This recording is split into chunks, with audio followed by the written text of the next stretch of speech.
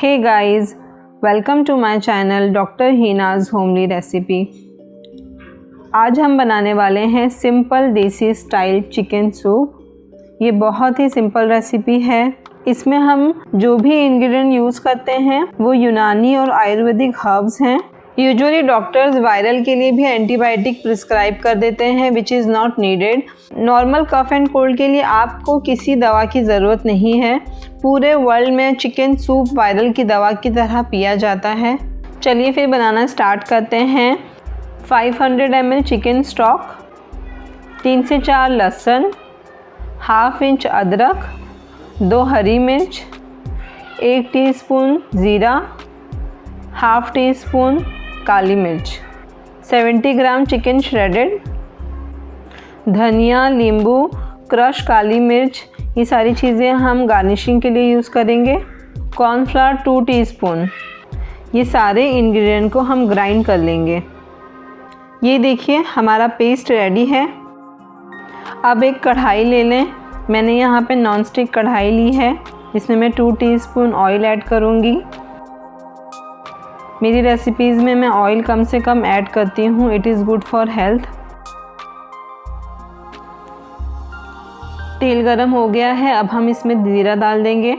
ज़ीरा डाल के हम इसे 30 सेकंड के लिए सौटे कर लेंगे। ज़ीरा हमारा अच्छी तरीके से भून गया है। इसमें मसाला ऐड कर दें।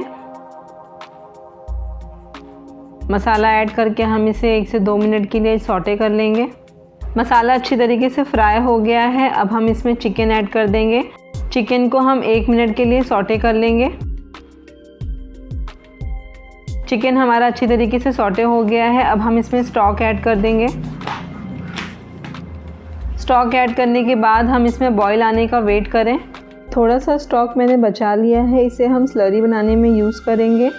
स्टॉक में बॉईल आ गया है। अब हम इसमें कॉर्नफ्लावर की स्लरी बना के ऐड करेंगे। चिकन स्टॉक जो बच गया था उसमें हम 2 टीस्पून कॉर्नफ्लावर ऐड कर लेंगे और इसे अच्छे से मिक्स कर लेंगे। इसे स्लरी कहते हैं। 2 टीस्पून कॉर्नफ्लावर में लगभग 5 से 6 चम्मच चिकन स्टॉक का होना चाहिए। अगर आपके पास चिकन स्टॉक नहीं है तो आप पानी का भी इस्तेमाल कर सकते हैं। स्लरी डालते हुए हम इसे कंटिन्यूसली स्टर करते रहेंगे। हमें इसे उस वक्त तक स्टर करना है जब तक इसमें थिकनेस ना आ जाए। सूप में थिकनेस आ गई है। अब हम फ्लेम ऑफ कर देंगे। सूप को एक बाउल में सर्व कर लेंगे।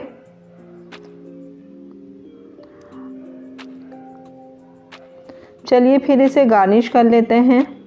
गार्निश करने के लिए मैं इसमें lemon juice, crush black pepper और धनिया की पत्ती यूज़ करूँगी। सूप हमारा गार्निश हो चुका है, तो अब हम इसे हॉट सर्व करेंगे। सूप के बेनिफिट्स इसे गरम गरम पीने से ही मिलते हैं। ये जितना हेल्दी है उतना ही ये टेस्टी भी बन के तैयार होता है। सर्दियों का मौसम है और इसमें अक्सर कफ़ एंड कोल्ड हो जाता है। अगर आपके घर में किसी को कफ़ एंड कोल्ड है, आप अभी इस रेसिपी को ट्राई करिए। आपको ये रेसिपी अच्छी लगी हो तो प्लीज़ मेरे चैनल को सब्सक्राइब करिए और शेयर करिए। मिलते हैं एक नई रेसिपी के साथ। बाय।